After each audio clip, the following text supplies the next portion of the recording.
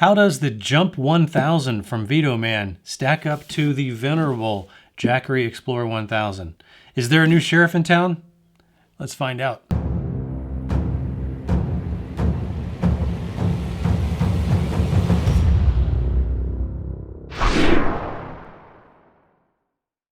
As you may or may not know, I've done a variety of power station reviews. So at this point, when I'm looking at potential products to review, I'm really looking for things that have standout features or things that are very different than things that I've reviewed before. And so when the people at VTOMAN reached out and said, would I be interested in reviewing their Jump 1000, I looked at the specs and thought, well, this is actually a pretty unique power station. So I was very interested in checking it out. So the question is, how does it really stack up to the Explorer 1000?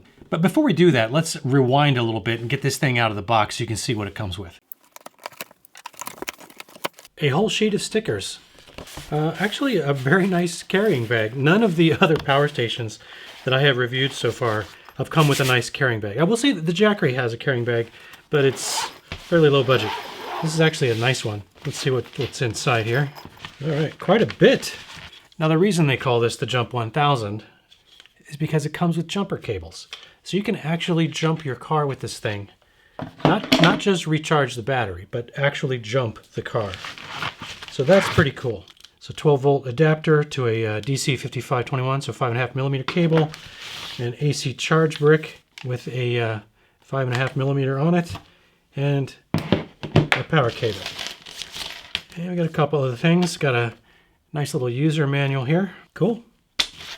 And then just some friendly user tips here.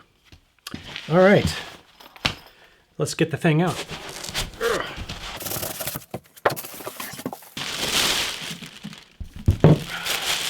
Very much like the Jackery 1000, it's got 3 AC outputs. Looks like 4 Type A USB ports, including a quick charge port, and then 2 Type C USB ports. So 6 USB ports total.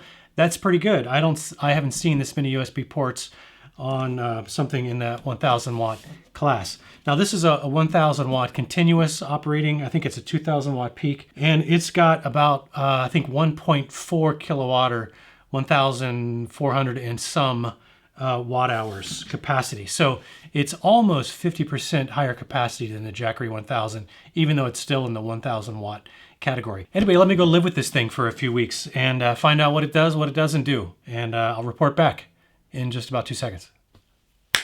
And we're back. So it's been a little over 3 weeks, closer to 4 weeks actually, now that I've been kicking this thing around, the Jumpman 1000 versus the Jackery Explorer 1000. And I've got to say, I'm really impressed with the VTOMAN Jump 1000.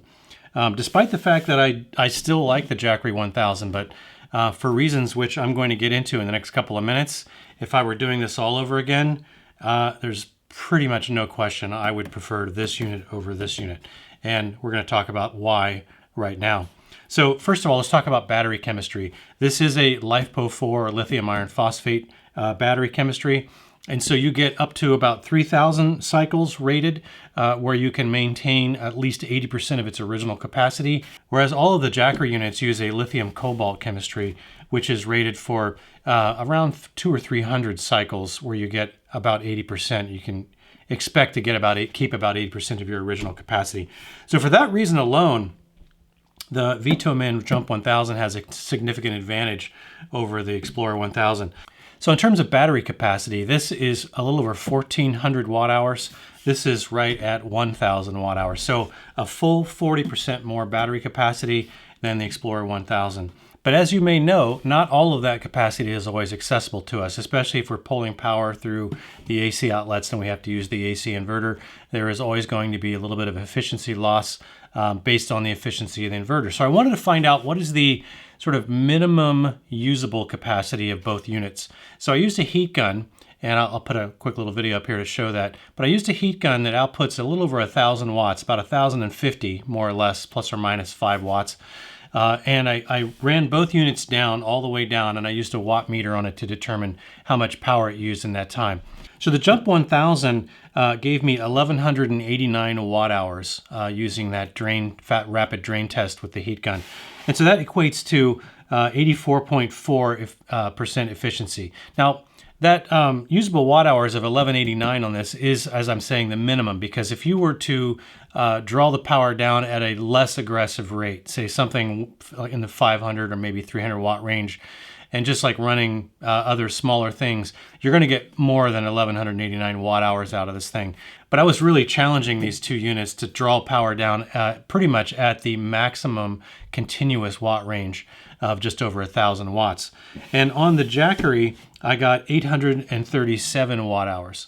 So it has a current minimum efficiency of about 83.5%. Now this one is a couple years old, but it really doesn't have that many full charge cycles on it. I would say it's probably got less than 25 or so full charge cycles on it. So I wouldn't expect its capacity to have been impacted dramatically, but probably somewhat. So I'm going to call that kind of a wash. Both of these things have similar performance in terms of AC inverter efficiency, but this still does give you significantly more usable capacity than the Jackery does. Now I also did a hairdryer test on this. What? You don't think I need a hairdryer? All right, it's my wife's hairdryer, whatever. It draws well over 1,000 watts into the 1,400 watt range, and I wanted to see how both units performed, and they both performed roughly the same, as you'll see. And there we go, I just shut off. So I got, 20 seconds out of it at 1,400 watts. So this is actually pretty good. All right, so I got about 14 seconds out of that, if I counted right. Cut us off. So we got just a few more seconds maybe out of the jump 1000. Then we did the Explorer 1000, but that's a good comparison, because both of these units actually do quite well, exceeding that 1,000 watt continuous. I thought the Jackery's performance was fantastic, and the Jump 1000's performance here is just a little bit better. So that's pretty impressive. And also another similarity between the units is that from a no-load AC inverter draw, or a parasitic capacity loss when you're running the AC inverter without a power draw. So any of these units, or any AC inverter, is going to consume a little bit of power when it's running, whether you're actually plugging something into it or not. So I wanted to find out how these units performed, and both of them perform basically the same. You lose about 1% per hour, up to about 5% of your capacity, your total capacity, and then the units realize that there's no power draw and they turn the AC inverter off. So again, that's kind of a wash between these two units. So a couple other similarities. Both of these have pass-through charging, both on the DC and the AC side. Not all units will give you AC pass-through charging, but both of these definitely do. So you can charge it via the AC adapter or through solar while you're running other devices off the AC inverter on both these units. So that's basically a wash as well. And they both have 2-year warranties. Now the manual on this says it has an 18-month warranty, but the Amazon listing says it's 2 years. I did confirm with the manufacturer just before I started filming this to make sure I was giving you the correct information, and they confirmed that they did increase it to 2 years, so that is the correct number. It is a 2-year warranty, so that is basically the same on both units as well. So I did some solar charging comparisons between the two units. I'm going to run some video of that now, and I'll apologize in advance. I forgot my stabilization was off on my camera when I did that, and it's a little shaky, so hopefully hang in there with me on that. The specs on the Jump 1000 is basically 200 watts solar input max, DC max, and you can see there's 2 DC input connectors here on the left side. Now there's the max on the Jackery, I think, is spec'd at 163 watts, but I've never got it anywhere close to that. And it does have 2 connectors, an Anderson and an 8mm, but you can only use one at a time. So I've got a 200 watt rigid panel from Bouge RV, and then this is my All Powers polycrystalline 200 watt panel. So I just want to see what the difference in output or input, actually, performance from solar is on these 2 power stations. 110 watts, 112 watts from the panel in the back, and I can easily, without having to buy a parallel adapter, plug in a second panel, and you'll see that now, if I keep the panel lit, I'm getting 162 watts input here, and I'm not going to be able to do that on the Jackery. In fact, let me go get my parallel adapter, and we'll see if we can connect both panels into the Jackery. All right, so as you saw, when we connected both panels on the input here, we were getting about 160 some watts or so. like 162 or so, and that's about what the Jackery is supposed to max out at. So let's see if we can actually get that. So I've got the Jackery parallel adapter here. So I've got each panel coming in through the 8mm connectors on the bottom, and then it outputs to an Anderson connector on the power station side. So let's plug that in and see what we get. Let's see if we can get more than 162 watts. I have never gotten more than about 115 out of this. And see, this is what I'm complaining about. We're maxing out at 106 watts. I think 115 watts is the max input I've ever gotten into this Jackery from solar. But I'm definitely being capped here. Kind of annoying. So definitely DC input advantage jump 1000. Sorry, Jackery, it's not quite getting it done. So as you can see, having two DC inputs on this thing is actually a significant advantage. I don't need to have an extra parallel adapter. I can have two panels. The only caveat is that they have to be 5.5mm, that DC 5521 connector that these ports use, not the 8mm style connector or the Anderson connector that, like, for example, the Jackery uses. But that's not a big deal. I have no trouble finding those 5.5mm connectors for pretty much all the panels that I own except for the Jackery. So that's not really even a thing. By the way, if you're finding any of this information useful or helpful at all, please consider clicking that like button down below. I'd really appreciate that. Maybe consider subscribing if you're not already a subscriber, but let's get back into it. So let's talk about some of the cool, unique features that this has. We already mentioned that it has a really neat option to jump start, and that's not a feature that I've had to use yet. But it is there, and it's really nice to know that in an emergency, if I'm out in the middle of the woods somewhere and somehow my battery gets drained, I don't have to worry about recharging it slowly over a few hours. I can actually jump start it with this particular unit. And that's kind of cool. You can't do that with the Jackery. Now, another cool feature that this has is you can buy an expansion module for it, and it actually plugs into one of these ports right over here. So you can buy another 1500 watt hour expansion module, and that gives you basically 3,000 watt hours of capacity. Let's talk about pricing, because this is the area where this thing absolutely just destroys the Jackery Explorer 1000. This thing is running around $1,100 right now. And this thing, if you go look it up, it's like $1,200 list on VTOMAN's website. But that's their normal list price. And for only being $100 more at list price for 40% capacity, that alone is already a pretty decent deal.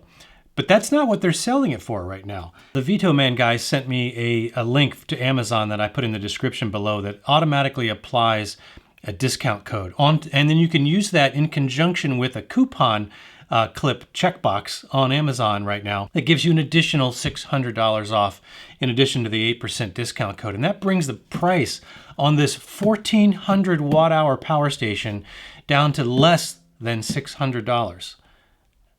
I did not stutter. That's 1,400 watt hour power station for less than $600.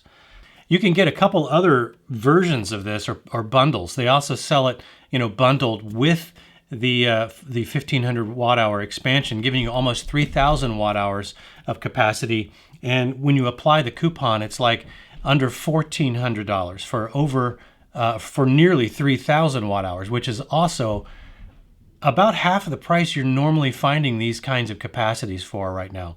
So I don't know how they're doing this, but this is a fantastic deal.